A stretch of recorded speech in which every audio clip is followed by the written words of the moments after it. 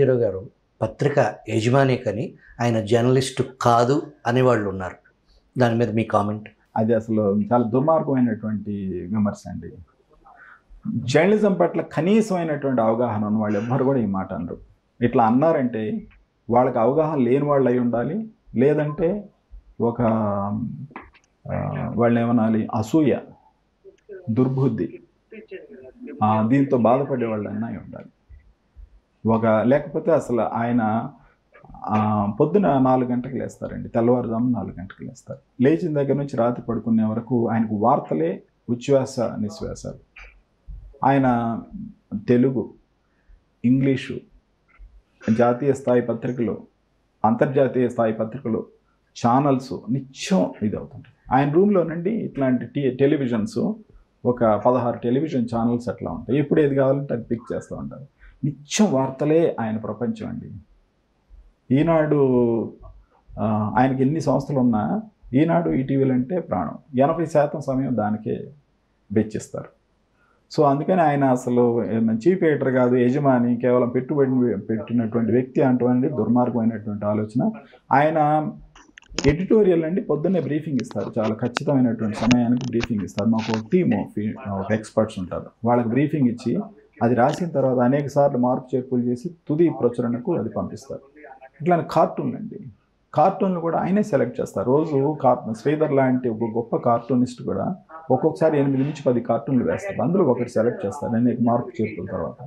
So అందుకని అసలు ఆయన నిఖార్సైనటువంటి journalist, 100% journalist, editor, perfect editor. Eenadu పత్రిక ఈ స్థితిలో ఉండటానికి ఎడిటర్గా రామోజీరావు గారి పాత్ర ఏంటి, అలాగే చీఫ్ ఎడిటర్గా ఆయన ప్రస్థానం వివరిస్తారు?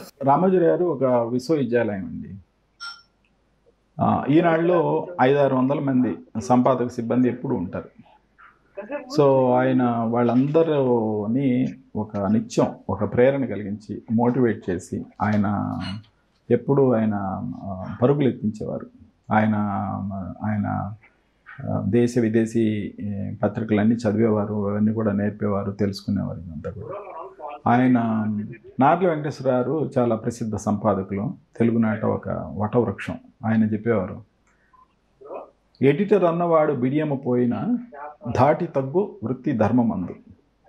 రామోజీరావు గారు చీఫ్ ఎడిటర్గా ఖచ్చితంగా దానికి అతికినట్టు సరిపోతారండి. ఆయన ఇప్పుడు వృత్తి నిర్వహణలో ఎప్పుడు కూడా మొహమాటాలకు తాగుబల.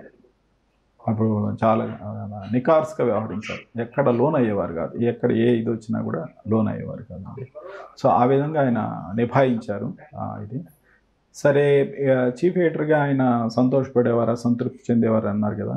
ఆయన ఒక పత్రిక ప్రజా ప్రయోజనాలను పరిరక్షించాలన్న పట్టుదల, ఆ విధంగా మనం కాపాడుతున్నామన్న ఒక సంతృప్తి ఆయనకి ఉండేది, బలంగా ఉండేది. సో కాబట్టి చీఫ్ ఎడిటర్గా ఆయన ఎప్పుడు కూడా సంతృప్తి. ఆయన అన్నిటికంటే ఆయన ఒక పారిశ్రామికవేత్త, ఒక స్టూడియో నిర్మాత, సినీ నిర్మాత, చాలా హోదాలు ఉన్నాయి. కానీ అన్నిటికీ కంటే కూడా రామోజీరావు గారికి అతికినట్టు సరిపోయే ఇదేమిటి అంటే చీఫ్ ఎడిటర్.